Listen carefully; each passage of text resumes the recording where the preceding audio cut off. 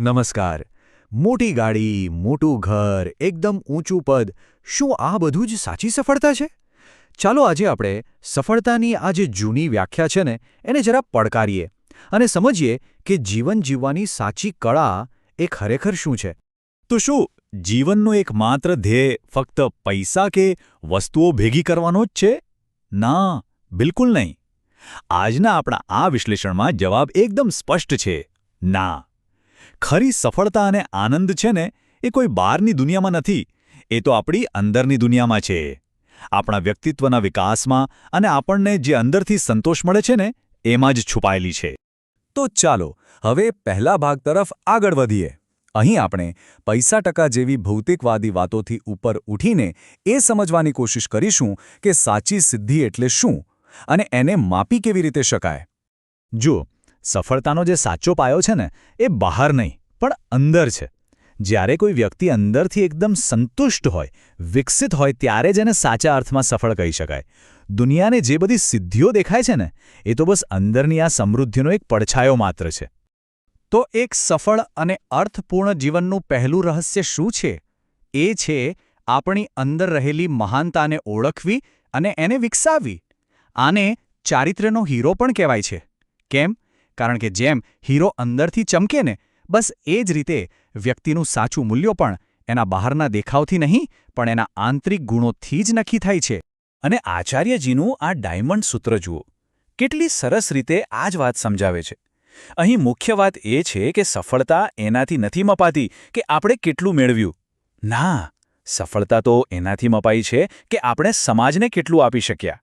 આપણા ગુણો અને કર્મો એ જ આપણી સાચી ઓળખ છે. અને મહાનતાનો જે સ્ત્રોત છે એ બીજે ક્યાંય નહીં, આપણી અંદર જ છે. સારું, તો સવાલ એ થાય કે આ આંતરિક મહાનતા મેળવવી કઈ રીતે? એના માટે બે મુખ્ય સાધનો પર કાબૂ મેળવવો બહુ જરૂરી છે.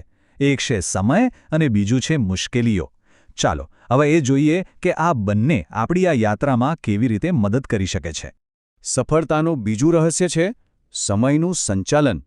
સિદ્ધાંત એકદમ સીધો અને સરળ છે, પણ બહુ જ શક્તિશાળી છે. જે પોતાના સમયની કદર કરે છે ને, સમય એની કદર કરે છે અને સમય જ એને સફળતાના શિખર પર પહોંચાડે છે. એક વાત હંમેશા યાદ રાખવા જેવી છે: સમય એક એવી મૂડી છે જે એકવાર ગઈ એટલે પાછી ક્યારેય નથી આવતી.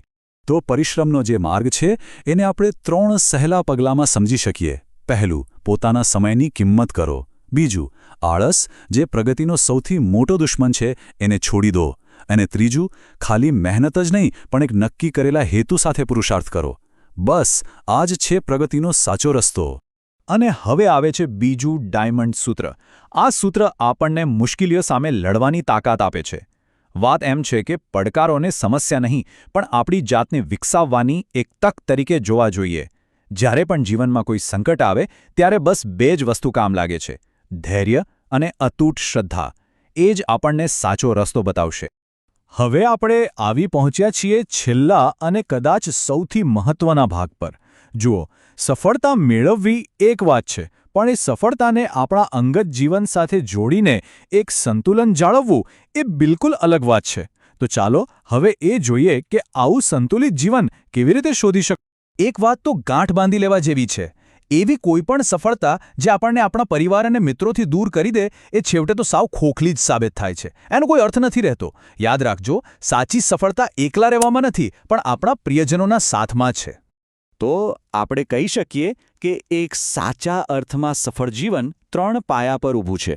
પહેલું, એક એવી કારકિર્દી જે આપણને આત્મસંતોષ આપે. બીજું, એક એવું સન્માનજનક ચારિત્ર્ય જેના પર બધા ગર્વ કરી શકે. અને ત્રીજું, એક એવો ખુશહાલ પરિવાર જે આપણી સિદ્ધિઓ પર ગૌરવ અનુભવે. બસ આ ત્રણેયનું જે બેલેન્સ છે ને એ જ છે વાસ્તવિક સફળતા.